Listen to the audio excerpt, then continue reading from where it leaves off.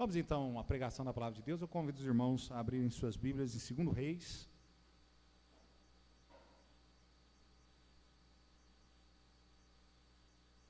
2 Reis, capítulo 4.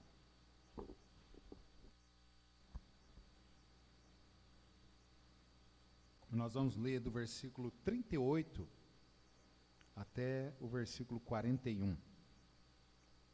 Todos acharam? Diz amém.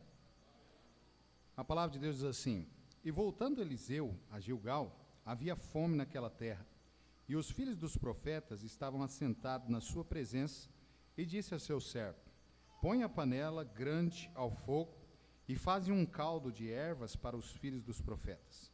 Então um deles saiu ao campo a apanhar ervas, e achou uma parra brava, e colheu dela, e encheu a sua capa de colossíntidas, e veio, e os cortou na panela do caldo, porque não as conheciam. Assim deram de comer para os homens. E sucedeu que, comendo eles daquele caldo, clamaram e disseram: Homem de Deus, há morte na panela! E não puderam comer. Porém ele disse: Trazei farinha, e deitou-a na panela, e disse: Dai de comer ao povo. E já não havia mal nenhum na panela. Vamos orar.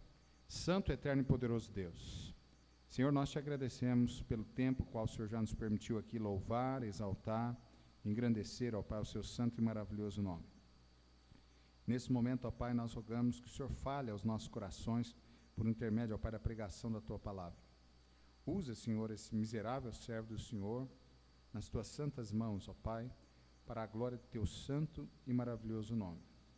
Ó Pai, eu não sei que não sou nada, não sou ninguém, mas que o Senhor, ó Pai, possa tomar a minha vida nas Tuas mãos e que o Senhor possa me usar com a finalidade, ó Pai, de falar aos corações de cada um aqui nesta noite. Como o Senhor, nesta tarde, falou ao meu, que o Senhor também, ó Pai, possa falar ao coração de cada um aqui. E que nós possamos compreender a Tua palavra, guardá-la e praticá-la. E nós rogamos, ó Pai, no nome santo e bendito do nosso Senhor e Salvador Jesus Cristo, que vive e reina para todos sempre. Amém e amém. Podeis sentar, irmãos? Muito bem. Capítulo 4 do livro de Reis, né?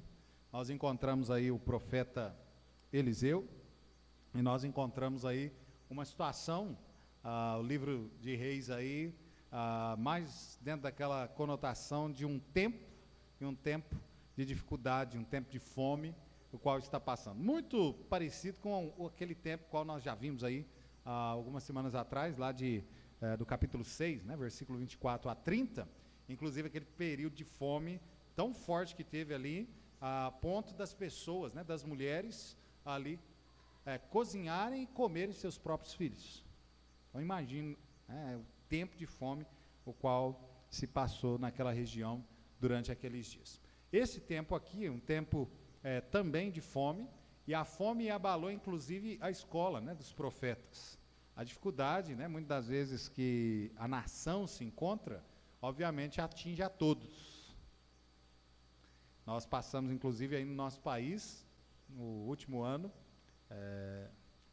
na verdade no ano retrasado, né, nós passamos uma dificuldade muito grande. Começamos esse ano que se passou também uma dificuldade, aí depois lá para o meio do ano as coisas foram normalizando, né? Aliás, até por ser um ano de eleição, basicamente todo ano de eleição é assim, né? Todo mundo fica meio que na expectativa de quem é que vai ser o próximo governante, o que vai acontecer, e aí todo mundo pisa no freio esperando acontecer para depois ter condições aí de investir, né? E nós passamos por uma situação complicada aí no Brasil, desemprego e tantas coisas mais, e ainda estamos, mas estamos saindo, ao que parece, dessa situação. Mas a dificuldade veio sobre a nação, atinge todos. Nós já colocamos aí por terra aquela ideia de que aquela doutrina, né, de que muitas igrejas pregam, de que o crente, o cristão, ele nunca vai passar por problemas, que ele nunca vai passar por necessidade. Isso é balela, nós já falamos sobre isso, né? A dificuldade, ela vem, e ela vem a todos. A diferença é que os cristãos, aqueles que são salvos, servos de Deus, eles passam pelas adversidades, pelas dificuldades da vida, eles passam com a ajuda de Deus. Amém, irmãos? Essa é a grande diferença. enquanto que o ímpio não tem a quem recorrer. Essa é a grande diferença entre os salvos e aqueles que estão perdidos. Então essa aqui é esta época de grande fome. O povo aqui andava inquieto, as pessoas andavam desesperadas, procurando alimento por toda parte, estavam prontas até mesmo a comer qualquer coisa que elas alcançassem. A situação difícil aqui chegou à escola dos profetas, os profetas que naquela época, né, viviam ali de lentilhas e coisas simples, sim, mas nem aquilo que era simples que eles viviam, eles tinham mais por conta das dificuldades. E aí a fome ali, no meio daquele povo de Deus, no meio daquela escola de profetas, e então o profeta Eliseu fala com eles: vocês colocam uma panela grande no fogo, nós vamos fazer um cozido, e alguém saiu, inclusive, para procurar raiz, alguma coisa, para colocar nesse cozido aí, para que eles comessem. E, amado, embora houvesse, né, uma escassez, obviamente, aí, por conta da fome, uma escassez de pão na terra, nunca há escassez de pão no céu, amém, irmãos? Glória a Deus por isso. Apesar da fome em que o povo estava passando, a palavra de Deus ainda estava ali, a presença de Deus ainda estava ali sobre aquele povo, e era Deus quem cuidava deles, e era Deus quem estava, inclusive, né, mantendo eles. Não é diferente, né, nas nossas vidas ainda hoje. Nós, inclusive, antes do culto um pouco, né, nós estávamos passando ali o estudo pré-nupcial, fechando o estudo com a irmã Paula, o irmão Vitor, nós falamos um pouco sobre isso, né? E a questão, irmãos, é que muitas das vezes nós não aprendemos essa lição. Alguns vão a vida inteira e não conseguem aprender que é Deus quem os sustenta. É Deus quem nos sustenta, amém, irmãos? É Deus quem cuida de nós, é Deus quem providencia para nós todas as nossas necessidades. De forma que amanhã de manhã, você só vai levantar para ir trabalhar se Deus permitir. Se Ele não te der vida, se Ele não te der saúde, você nada pode fazer. Então tudo vem de Deus. Deus é quem nos sustenta, amém, irmãos? E aquele momento ali, obviamente, né, o pão do céu não faltava e a provisão divina também sobre os servos de Deus não iria faltar. De forma que Deus iria suprir as necessidades deles ali. Eliseu, então, manda fazer esse grande cozido. Esse jovem, ele sai pelo caminho, procurando ali algo para jogar no meio desse cozido, e o texto diz que ele, então, acha ali colossíntitas, que é algo venenoso, e ele leva e ele pica na panela, e então, quando é servido ali para os profetas, alguém grita, né, entre meio, os profetas, diz: a morte na panela. E, amado, é justamente sobre isso que nós queremos falar nessa noite. A morte na panela. A morte na panela. Queridos, ainda hoje, o povo padece, mas ele padece de uma fome espiritual. É sério. Por mais que algumas pessoas não queiram acreditar, mas aí fora nesse mundo, há pessoas que estão sedentas por ouvir da palavra de Deus, do Evangelho de Cristo Jesus. Elas estão esperando realmente que alguém bata na sua porta e que venha trazer uma palavra de conforto, uma palavra de consolo, que venha dar a elas uma condição até mesmo para que elas consigam viver a vida, porque elas já não conseguem mais. Muitas delas estão desesperadas até mesmo da própria vida, estão a ponto de dar cabo da sua própria vida, e, amado, o que elas esperam é que alguém chegue para elas, falando uma mensagem de amor, uma mensagem de esperança, e essa é a mensagem de Deus para todo homem, amém, irmãos? É justamente o Evangelho de Cristo Jesus. Esta é a mensagem que traz ali amor, que traz esperança, que pode trazer paz para qualquer homem sobre o mundo. Amém, irmãos? E é o que o povo precisa.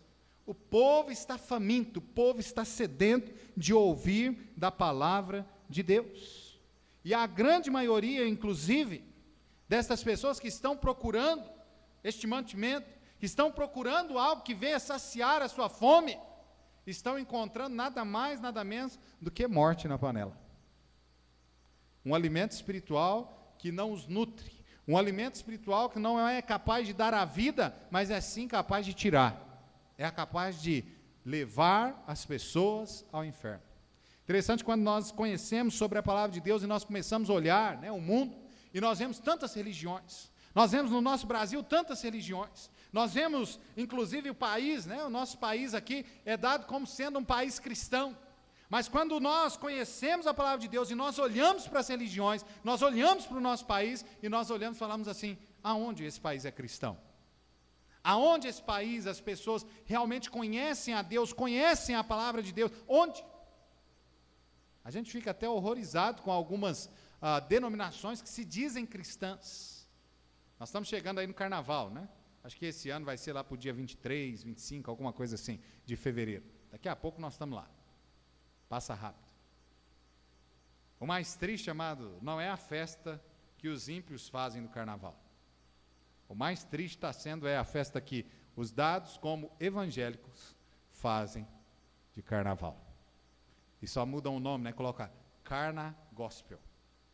Mas se você olhar uma coisa e a outra é a mesma coisa, não muda. Não muda. As vestes são as mesmas, a música, a única diferença é que vão falar alguma coisa sobre Deus, mas não muda muita coisa. E aí se diz em um país cristão. Amado, a definição de cristão nas Sagradas Escrituras é um Cristo menor, um Jesus menor. É alguém que está semelhante e vive de forma semelhante a Cristo Jesus. Amém, irmãos? Que se desvia dos prazeres deste mundo, dos prazeres da carne, que vive uma vida de santificação para a honra e glória de Deus. Então, amado, nós olhamos para o nosso país, denominado como cristão, e a gente olha para a Bíblia e a gente vê que não é uma realidade. Há muitas religiões que estão pregando uma falsa mensagem, que estão, ao invés de conduzir pessoas ao céu, conduzir pessoas a Cristo, estão conduzindo pessoas à morte, estão conduzindo pessoas ao inferno. Então, há morte na panela. Amado, há uma grande fome espiritual no mundo. Há uma fome espiritual não só das pessoas que estão aí fora neste mundo, como há uma fome espiritual por dentro de várias igrejas. Até mesmo da parte da liderança espiritual de algumas igrejas, há fome. Os líderes espirituais têm fome espiritual, mas eles têm um grande problema de que eles não conseguem alimentar-se de alimento saudável, e por isso há fome. Vez a outra a gente encontra pessoas, e nós falamos até mesmo com pastores da cidade, e você vê que a pessoa tem fome sobre conhecer o Evangelho, tem fome sobre aprender sobre a Bíblia, mas estão liderando igrejas, estão liderando um grupo de pessoas, mas nem eles mesmos conhecem as Sagradas Escrituras. Estão com fome. Outro dias, né, atrás, falando com um desses líderes de algumas igrejas, e olhei para a pessoa e falei assim, ó, e se você morrer agora, para onde você vai? Qual que você acha que foi a resposta? Não sei. É o que Jesus disse, né? São cegos guiando outros cegos. Qual que é o problema do cego guiar outro cego? É que os dois vão cair no buraco, né? Jesus falava sobre isso, sobre uma liderança religiosa da época que estava desprovida do conhecimento de Deus, da palavra de Deus, estava desprovida até mesmo do próprio Espírito Santo de Deus. Eram cegos conduzindo outros cegos. Então, amado, há uma necessidade grande neste mundo do alimento espiritual ser repartido às pessoas neste mundo. Amém, irmãos? Há uma grande necessidade. Também há pessoas que têm fome espiritual, e essas pessoas, né, que não são líderes religiosos, mas, vamos dizer, baixo clero, essas pessoas estão buscando aquilo que pode trazer a paz ao seu coração, trazer o conforto ao seu coração, mas quando elas vão buscar, e elas vêm inclusive para dentro das igrejas buscar aquilo que vai trazer essa paz, que vai trazer consolo, conforto nas suas vidas, elas chegam naquele lugar, onde deveria ser a casa do pão, onde elas conseguiriam pegar o sustento, ali a nutrição para viver, e elas chegam e na casa do pão, falta o pão. Que tristeza, irmãos. Que tristeza. A igreja foi instituída por Deus neste mundo, para ser luz do mundo, amém? Guiar aqueles que andam em trevas, trazer estas pessoas que estão nas trevas para a gloriosa luz de Cristo Jesus. Mas que tristeza, né? Igrejas que não estão cumprindo com aquilo que Deus até mesmo estabeleceu para que a sua igreja fizesse. Então há grande problema espiritual, de uma fome espiritual no mundo. Agora, o que as pessoas famintas têm encontrado? O texto fala sobre isso. Aquele jovem profeta, ele saiu ali pelo campo, e ele começou a buscar algo para trazer para o mantimento da escola dos profetas. Mas o que ele encontrou? Ele encontrou planta venenosa. Ele encontrou algo que, ao invés de dar vida, ao invés de trazer nutrição, traria a morte. E, amado, o que as pessoas famintas estão encontrando por dentro das igrejas são justamente isso. Por isso, o texto aqui, né, nos ensina sobre essa questão, a morte na panela. Naquele lugar onde deveria ser um lugar de espiritualidade, ser um lugar de vida, a morte muitas das vezes. As heresias é que trazem, infelizmente, a morte para dentro de muitos grupos religiosos neste mundo. Olha o versículo 40 do nosso texto, diz assim: assim deram de comer para os homens, e sucedeu que, comendo eles daquele caldo, clamaram e disseram: homem de Deus, a morte na panela, e não puderam comer. Amado, a morte dentro de várias igrejas, que ao invés de trazer um alimento realmente que venha nutrir as pessoas, está trazendo algo que vai trazer destruição.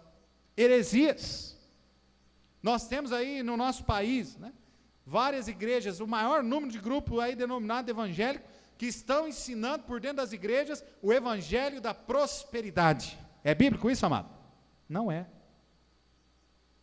Estão ensinando que se você vier na igreja, e se você depositar aqui a sua oferta, o seu dízimo, você nunca vai passar por problemas, nunca vai passar por dificuldades, que aquilo que você dá a Deus, Deus vai dar vezes mais, e que você vai ser rico, você vai ser próspero, porque Deus te chamou para ser cabeça, e não para ser cauda, não é assim? Não é isso que a gente às vezes ouve aí na televisão, para todo lado? E aí você olha para a Bíblia. O evangelho que Jesus pregou foi o evangelho de prosperidade material nesse mundo. Ele mesmo disse: o Filho do Homem não tem onde reclinar a sua cabeça. Ele mesmo disse. Quando ele nasceu em Belém de Judá, ele nasceu num palácio, não foi? Um berço de ouro. Não foi isso?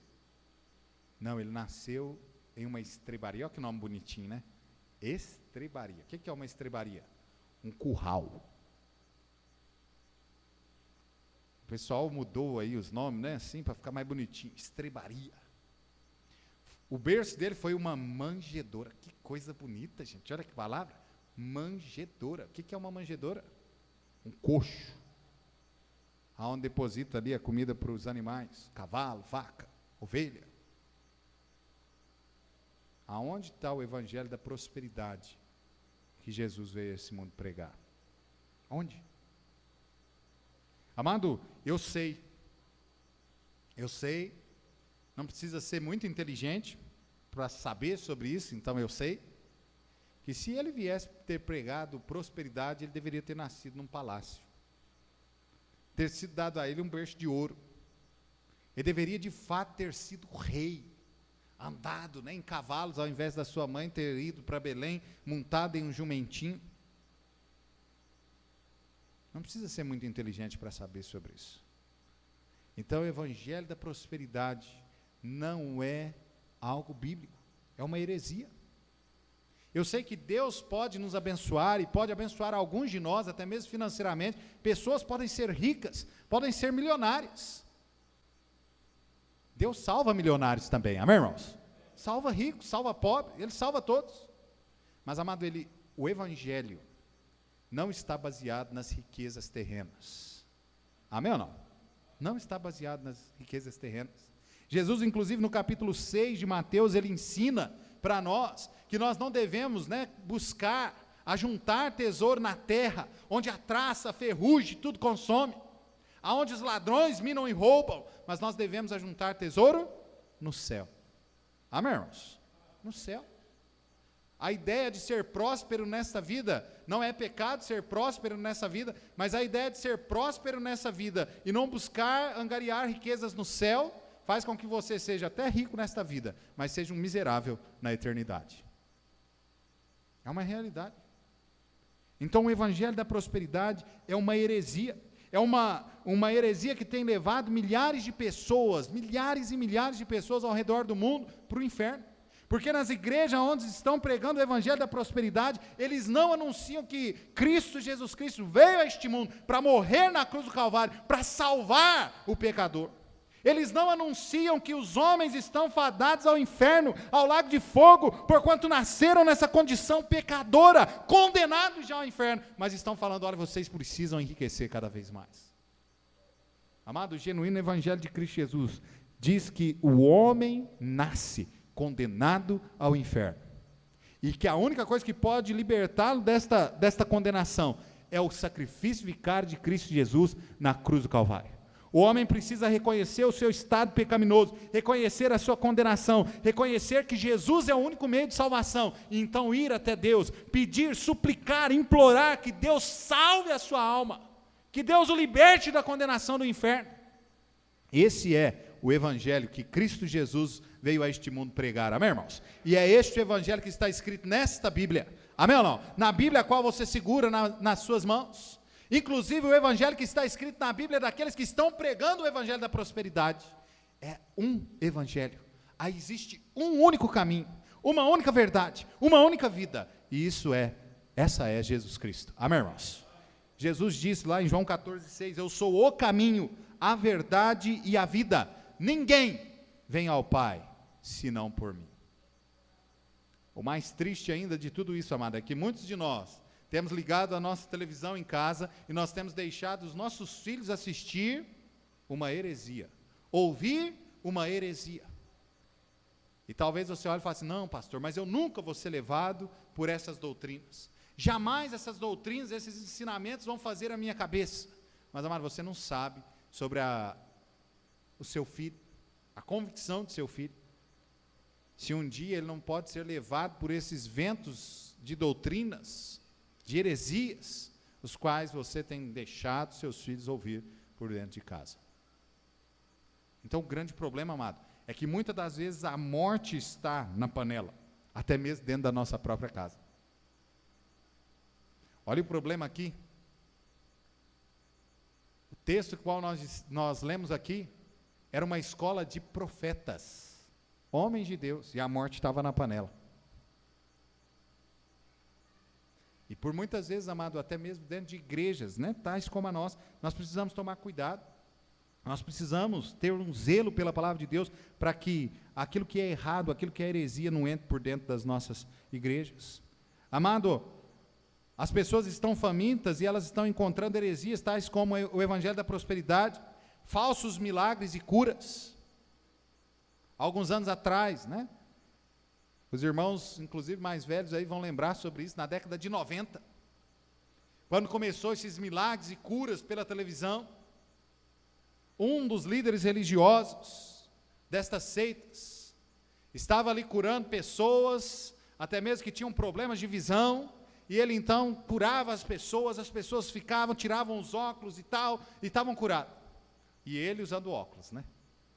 E no final daquela campanha de milagres, de prodígios, um jornalista chegou para ele e falou assim, mas e o senhor, por que o senhor não é curado?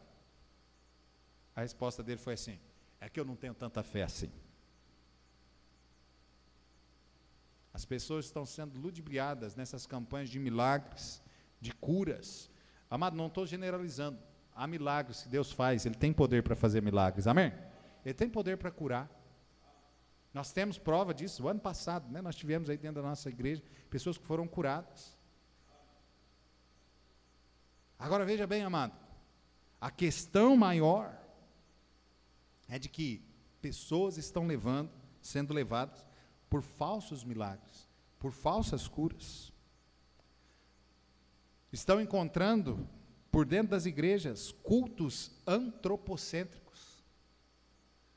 Você entra na maioria das igrejas hoje que você entra, ou você pega, né, um canal de televisão, pela internet, a maioria das igrejas hoje, os pastores estão em cima do púlpito, ensinando, pregando mensagens motivacionais. E você vai sair de dentro da igreja achando que você vai conquistar o mundo, que você vai fazer tudo, e que tudo vai dar certo, e que você vai ser rico, que você vai ser próspero, que você vai casar com um príncipe encantado, com a princesa que você sempre sonhou, e que nada vai dar errado na sua vida. E depois há uma frustração tamanha, né? Porque as pessoas não conseguem achar isso lá fora. Mas o pastor, a igreja, faz tudo ali para que o povo se sinta bem ali. E no outro dia as pessoas estão indo de novo para se sentir bem, e o culto antropocêntrico, agradando o ser humano, ao invés de agradar a Deus.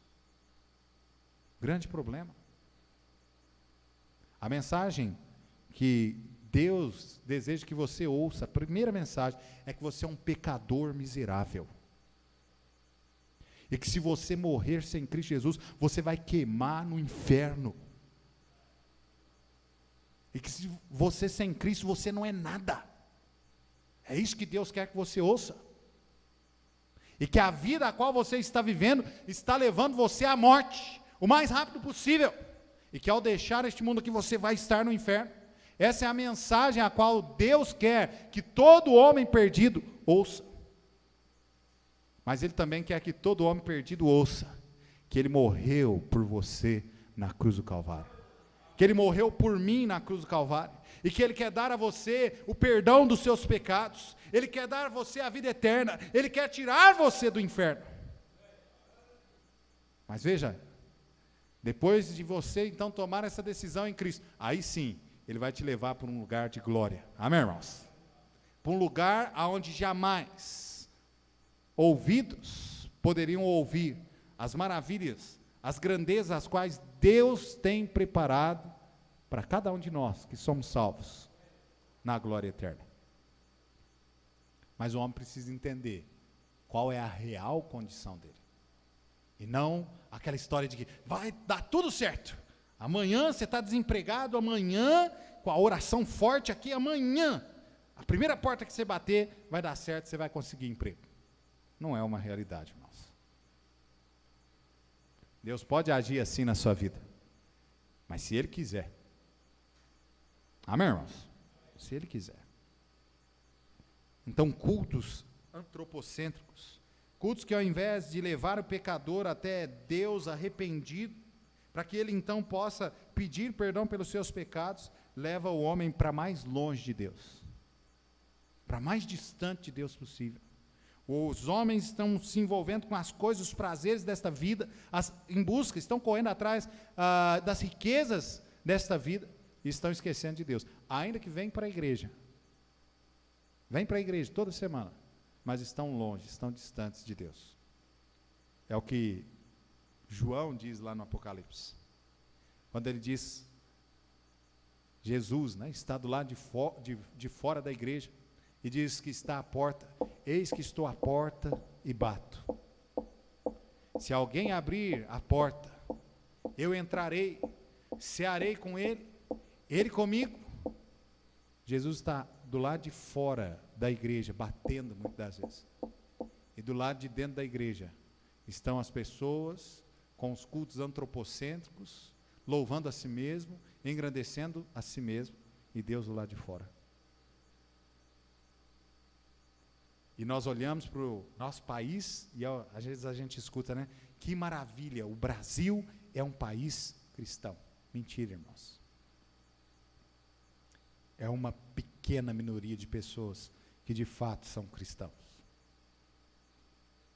Até nosso país, por mais que a gente fale, tem informação, tem meios de divulgação, ainda no nosso país, ainda existem pessoas que ainda não ouviram o genuíno evangelho de Cristo Jesus, mas estão ouvindo o evangelho da prosperidade, milagres, curas, dons, tantas outras coisas, e não estão ouvindo a mensagem básica a qual cada um deles precisa ouvir. A solução, então, do problema da morte na panela, nós vamos ver rapidinho aqui 3 pontos. É preciso identificar a morte na panela em tempo oportuno. Irmãos, nós precisamos olhar para as heresias e nós conseguirmos identificar o que é heresia e o que não é. O que é um ensinamento falso, um ensinamento demoníaco e o que não é. Agora, como é que nós vamos conseguir identificar isso? É simples, tem uma frase que você deve levar aí, rapidinho, colocar na sua mente, gravar. A maior vacina contra a mentira é o quê? A verdade. Como é que eu vou identificar algo que é mentiroso, uma heresia? Amado, se eu conheço a verdade. Se eu não conheço a verdade, eu não vou conseguir identificar a mentira. Por que que tantas pessoas estão sendo levadas? Jesus também disse sobre isso, falou assim, olha, há vários mestres que estão levando as multidões, estão levando as ovelhas, mas na verdade são lobos devoradores. E as pessoas estão sendo levadas por qualquer vento de doutrina, estão sendo ali sugadas, porque elas não conhecem a verdade. Elas não conhecem a verdade, por isso são ludibriadas com a mentira. O nosso país, né, por anos e anos, sofreu muito nessa questão, inclusive religiosa, por conta do analfabetismo. E, amado, depois que o país começou a crescer no índice de pessoas, né, conhecendo a leitura, sabendo ler, o povo começou a deixar de ser enganado, porque agora eles liam. Agora lê. Agora, basicamente, das pessoas mais novas, principalmente na nossa região, aqui sudeste, é muito difícil você encontrar um jovem que não sabe ler. Pode até saber ler ruim, gente, mas sabe ler. E, amado, a palavra de Deus diz que há uma forma de conhecer a verdade. João 5:39, a palavra de Deus diz lá, examinais as escrituras, porque vós cuidais ter nela a vida eterna, e são elas que de mim testificam. Você quer conhecer a verdade? Você precisa ler a palavra de Deus, examinar a palavra de Deus. Amém ou não? Entender a palavra de Deus, buscar compreender a palavra de Deus. É preciso, então, identificar esta morte na panela em tempo oportuno, mas para que haja uma identificação, é preciso conhecer. Aquele jovem, ele, ali no versículo 39, olha lá comigo, ele diz assim, então um deles saiu ao campo a apanhar ervas e achou uma parreira brava, e colheu dela, enchendo a sua capa de colossíntidas, e veio e as cortou na panela do caldo, porque não as conhecia. Agora veja, depois, posteriormente, alguém começa a comer, o povo começa a comer, verso 40, assim deram de comer para os homens, e sucedeu que, comendo eles, daquele caldo, clamaram e disseram, homem de Deus, a morte na panela. Parece que alguém identificou. Aquele rapaz não conhecia, mas alguém identificou, alguém conhecia, e alguém gritou, a morte na panela. Amado, é certo que por dentro das igrejas, todas as igrejas, Satanás vai atacar vez por vez, tentando trazer heresias, ensinos de demônios. Paulo já falava sobre isso, exortando Timóteo para que Timóteo tivesse cuidado de conhecer a palavra de Deus, de estudar a palavra de Deus, para que ele não fosse enganado e nem a igreja de Cristo Jesus fosse enganada. E, amado, às vezes vai acontecer por dentro da nossa própria igreja, alguém chegando aqui para anunciar uma heresia, mas alguém deve conhecer, alguém deve ter conhecimento da verdade, e alguém deve dar o grito, a morte na panela, isso é heresia, isso é mentira, e nós continuarmos com a pura verdade da palavra de Deus, amém, irmãos? Precisamos conhecer. Um exemplo muito bom que nós temos nas Sagradas Escrituras é o exemplo dos bereanos. Lá em Atos, capítulo 17, versículo 11, a palavra de Deus diz assim, ora, estes eram mais nobres do que os de Tessalônica, porque receberam a palavra com toda avidez, examinando diariamente as Escrituras para ver se estas coisas eram assim. Cadê sua Bíblia? Levanta sua mão com a Bíblia aí para o céu, vai lá. Vai lá. Você não trouxe Bíblia? Então, sinto te informar, deveria ter trago. Nós devemos ler a Bíblia. O pastor abriu a Bíblia, um irmão pregador abriu a Bíblia para ler. Você vai lá, lê, entende. vê se é aquilo mesmo que está falando, lê uns versículos para cima, uns versículos para baixo, mas amado, estuda a palavra de Deus. Este aqui deve ser o livro de regra, de fé, prática, conduta cristã. Ele deve nos conduzir, amém ou não? Eu já falei aqui várias vezes, se um dia eu subir aqui nesse púlpito e começar a pregar algo que não está na Bíblia, amado, você manda eu descer, fala, pastor, cala a boca, o senhor está pregando heresia, desce daí. E qualquer outra pessoa. Eu me lembro alguns anos atrás, lá em Franca, chegou um cidadão lá e foi pregar. E ele começou a falar, e de repente o pastor olhou e falou assim, pode descer. Você está pregando, não está na Bíblia, pode descer. Amém, irmãos? É isso que nós devemos fazer. Quando alguém de repente vier falar um evangelho falso, vier trazer uma heresia até mesmo para dentro da sua casa, você fala, não é isso que a Bíblia diz. Olha que a Bíblia diz assim, eu conheço a Bíblia, olha o que a Bíblia diz. Agora é triste, né? Pessoas vêm para a igreja, não estou dizendo sobre o visitante. O visitante veio, de repente nem tem Bíblia, não tem problema. Mas estou falando sobre pessoas que são salvas, são crentes, vêm às vezes todos os dias, todas as semanas para dentro da igreja, mas não traz a Bíblia. Vir à igreja sem a Bíblia é um grande problema. Irmãos, nós não podemos voltar no passado. O passado do Brasil era ludibriado justamente nessa questão. Religiões que faziam com que as pessoas não lessem a Bíblia, porque se lesse ia ficar doido. Você não pode ler a Bíblia, você fica doido se você ler a Bíblia. Vou dizer para vocês, eu já li a Bíblia várias vezes. Até hoje não fiquei doido. Pode até parecer. Mas eu fiz o exame de cabeça e não fiquei não. Conheço várias pessoas que leem a Bíblia várias vezes, inclusive no ano. Pastor Paulo Castelano, né? Primeiro brasileiro aí a gravar a Bíblia toda em português, em áudio. Você, até no YouTube lá, agora você acha ele lá, lendo a Bíblia. Fica fácil, né, para você acompanhar. Ele lê a Bíblia pelo menos 3 vezes por ano, 4 vezes por ano. E também não ficou doido ainda não. Não me lembro agora se foi Moody ou se foi Spurgeon, mas ele disse, né, uma frase ficou famosa, ele falou assim, estou lendo a 100ª vez a palavra de Deus, e ainda é muito mais maravilhosa do que a primeira. Amém, irmãos?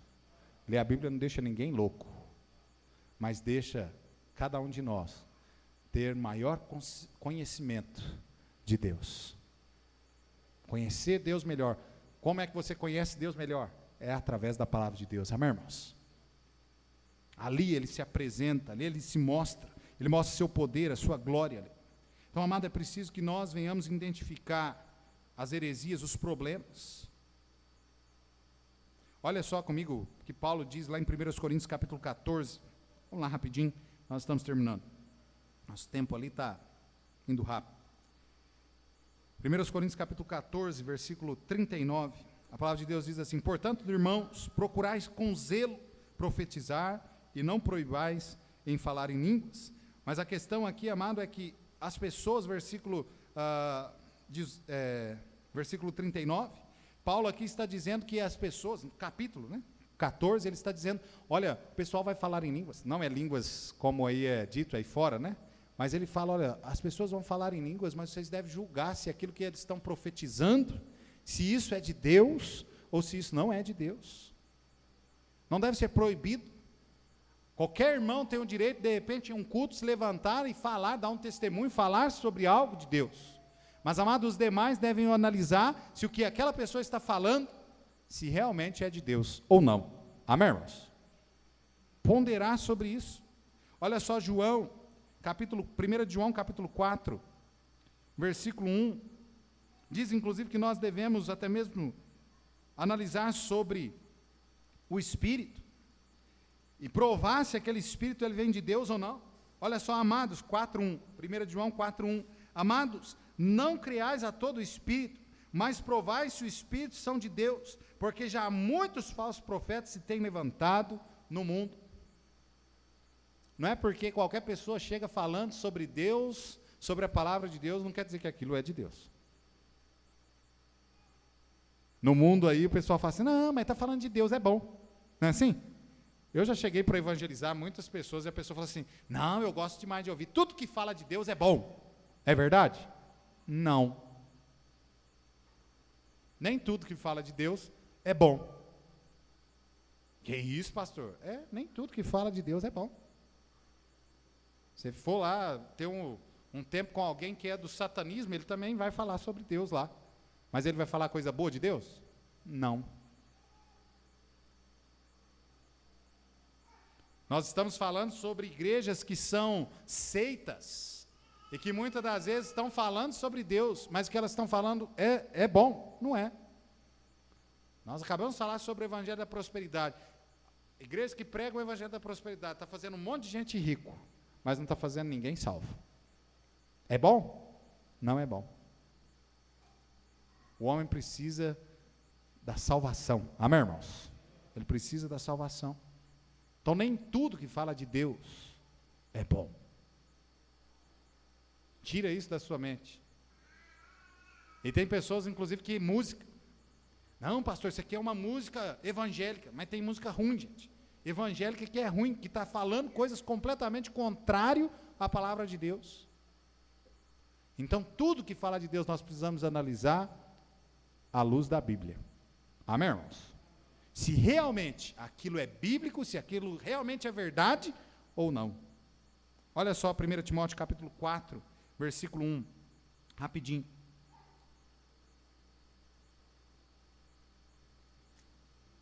1 Timóteo capítulo 4, versículo 1, olha o que Paulo diz a Timóteo, ele diz assim, mas o Espírito expressamente diz, nos últimos tempos apostatarão alguns da fé, dando ouvidos a espírito enganadores e a doutrinas de demônios. Então olha, Paulo está falando a respeito disso. Poderia citar um monte de doutrina aqui para os irmãos, que são heresias. Vou citar duas, rapidinho. Primeira, a doutrina do universalismo. Ou seja, qualquer homem será salvo. A salvação não só é para todo mundo, mas como é de todo mundo. A Bíblia fala isso? A Bíblia diz que serão salvos aqueles que creem no Senhor Jesus Cristo. Confessá-lo como seu único e suficiente Salvador. Arrependerem de seus pecados. Ou não é isso? Romanos 10, 9, a saber, se com tua boca confessares ao Senhor Jesus, e em teu coração creres que Deus ressuscitou dos mortos, serás salvo. Ainda a palavra de Deus diz que aquele que tem um filho tem a vida, mas aquele que não tem um filho, a ira de Deus sobre ele permanece. Então a salvação não é de todos. Sim, é para todos, mas não é de todos. É somente daqueles que recebem a Cristo Jesus como seu único e suficiente Salvador. Amém? Qualquer pessoa pode recebê-lo. Mas não é todas as pessoas estão salvas, não. Outra doutrina, que é a doutrina do domínio, que também está sendo crescente, né, no nosso país, que é a questão de que todas as pessoas vão se converter, e quando todas as pessoas se converter, Cristo volta para reinar neste mundo. Amado, a palavra de Deus diz que nem todos vão para o céu. Nem todos vão se converter. Não porque falte vontade de Deus, poder de Deus, não, pelo contrário. É porque as pessoas, muitas pessoas, não querem receber a Cristo Jesus como seu único e suficiente Salvador. Tem várias pessoas, hoje inclusive, dizendo não, não, não, não para Jesus. Essas pessoas vão morrer sem Cristo e vão ser lançados no inferno. Então não é uma realidade que todas as pessoas vão se converter e então Jesus virá instalar aí o seu reino. Doutrina do domínio é uma heresia. Amado, a solução para esse problema da morte na panela é justamente reconhecer aquilo que está errado, aquela inverdade. É preciso, segundo, é preciso haver líderes comprometidos com a palavra de Deus. Ali, no nosso texto, nós vemos que Eliseu, Olhando na figura, né, de Eliseu, na vida de Eliseu, era um líder religioso comprometido com a palavra de Deus. Amém, irmãos? Fez sim vários milagres, vários prodígios. Sim, Deus fez através da sua vida. Era alguém que conhecia Deus, que andava com Deus, que era realmente alguém comprometido com a verdade.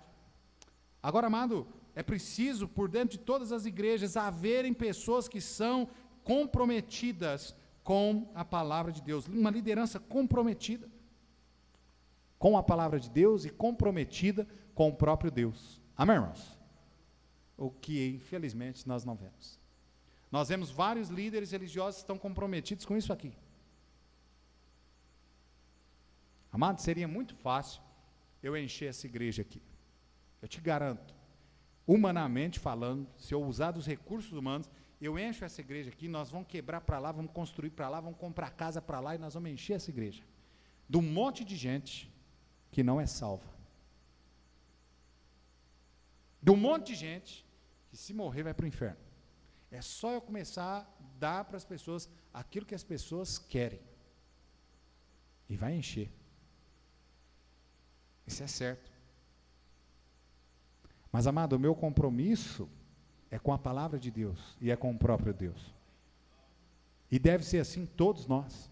O nosso compromisso deve ser com Deus, deve ser com a palavra de Deus, amém, irmãos?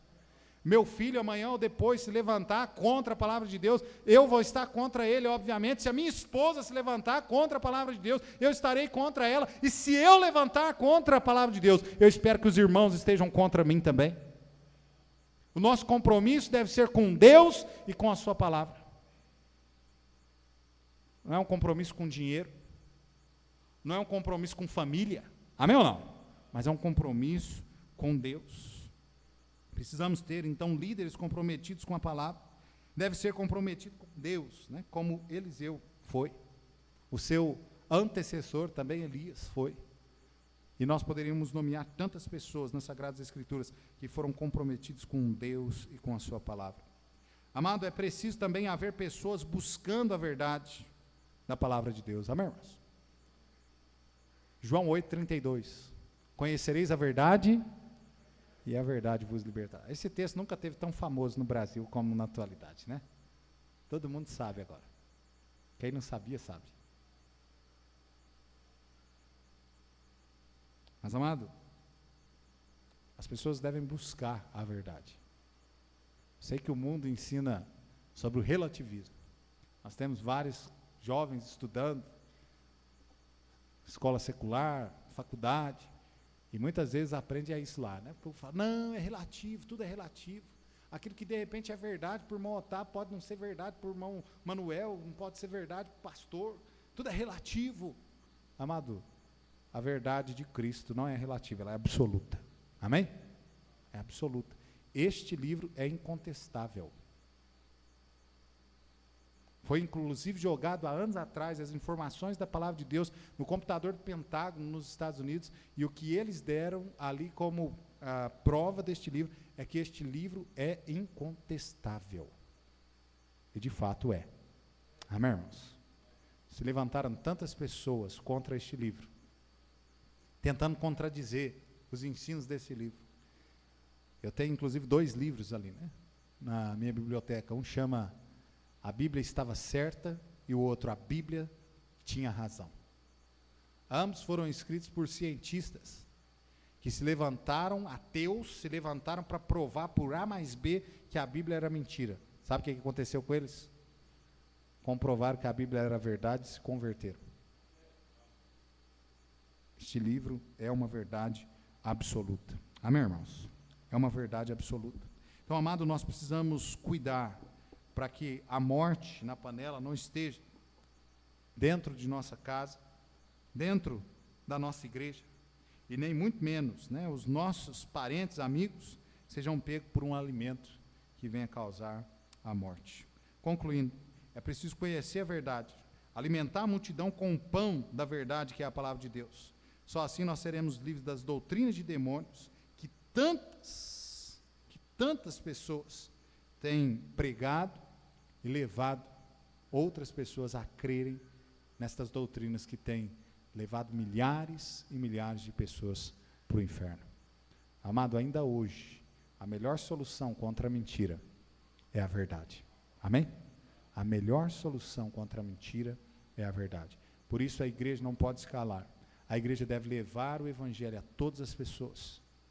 Mostrar que não é, de maneira nenhuma, um evangelho de prosperidade, um evangelho de obras que pode salvar, mas é o evangelho de Cristo Jesus. E que este mundo só vai ver a Cristo Jesus no céu, só estará com Ele no céu, se receber a Cristo Jesus como seu único e suficiente Salvador. Amém? Cabeças baixas, olhos fechados, vamos orar.